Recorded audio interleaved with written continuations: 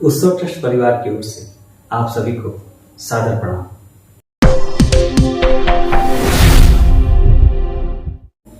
बिनु सत्संग विवेक न होई, राम कृपा बिनु सुलभ न सोई। राम कृपा बिनु सुलभ न सोई। बिनु सत्संग विवेक न होई।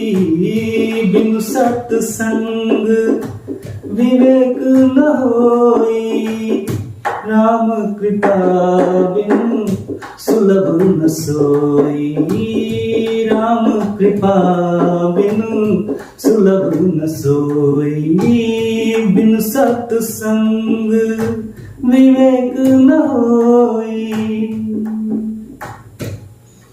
गोस्वामी तुलसीदास जी कहते हैं कि बिना सत्संग के विवेक नहीं होगा, और सत्संग भी तभी प्राप्त होगा जब प्रभु की कृपा होगी।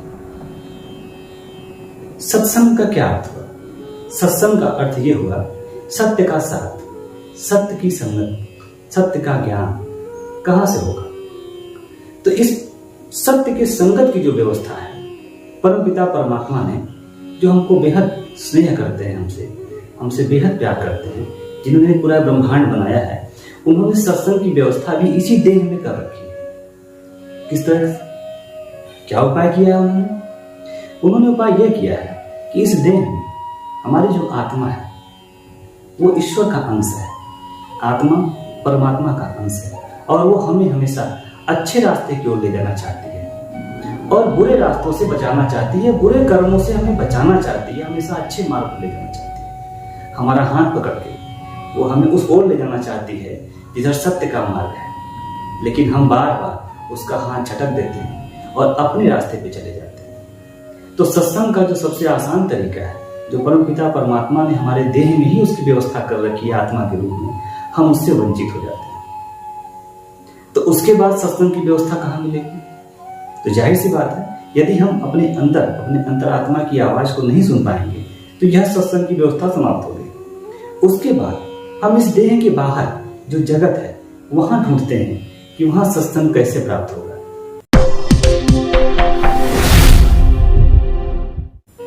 इस बाह्य जगत में, इस देह के बाहर जो भी ये जगत है, उसमें सत्संग की व्यवस्था ढूंढ पाना बड़ा मुश्किल काम है। सत्संग वहीं से प्राप्त हो सकता है जिसको कि सत्य का साक्षात्कार हुआ, वही हमें सत्य बता सकता है। और जो ऐसे लोग हैं वो हमारी योग्यता देखते हैं, हमारी पात्रता देखते हैं, हमारे हृदय की पवित्रता को देखते हैं कि जब हम उस योग्य रहेंगे तभी वो अपने पास हमें आश्रय देते हैं, अपने शरण लेते हैं, अपने चरणों में स्थान देते हैं। अन्यथा वो हमसे दूर रहते हैं और हम यहाँ वहाँ दर बदर भटकते रहते हैं, कभी यहाँ इस संत के यहाँ, कभी उस संत के यहाँ, जिसे पता नहीं सत्य का ज्ञान है भी कि नहीं है, हम उनके चक्कर में पड़ जाते हैं। तो उसके लिए जब बाह्य जगत में अगर ये कृपा नहीं हो पा रही है, प्रभु की कृपा नहीं मिल रही है, प्राप्त नहीं हो रही है कि कोई सज्जन पुरुष, संत पुरुष, सिद्ध महात्मा आपसे मिल पाए, तो उसके लिए बड़ा आसान उपाय बताया है।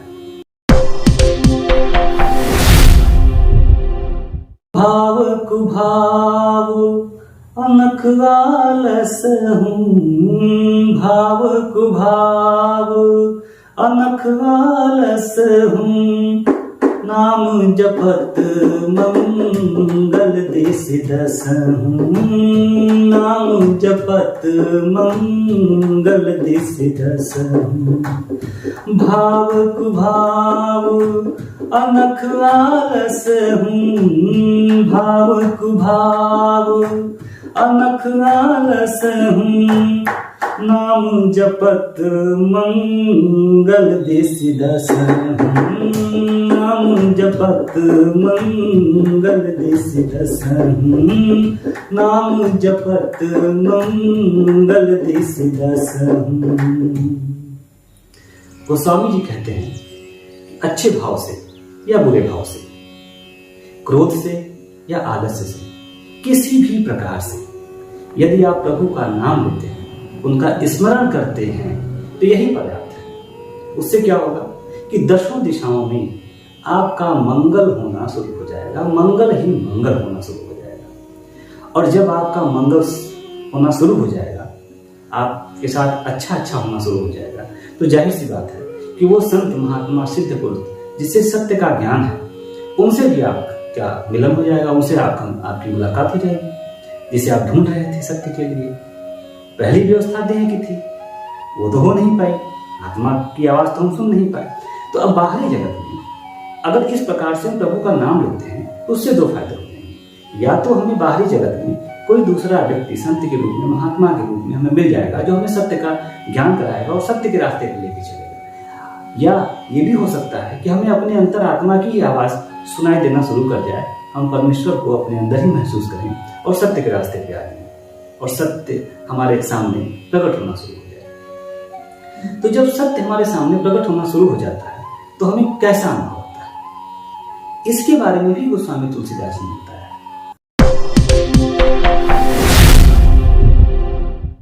हरि व्यापक सर्वत्र समाना, हरि व्यापक सर्वत्र समाना, प्रेमुत प्रकट होहि मैं जाना, प्रेमुत प्रकट होहि मैं जाना।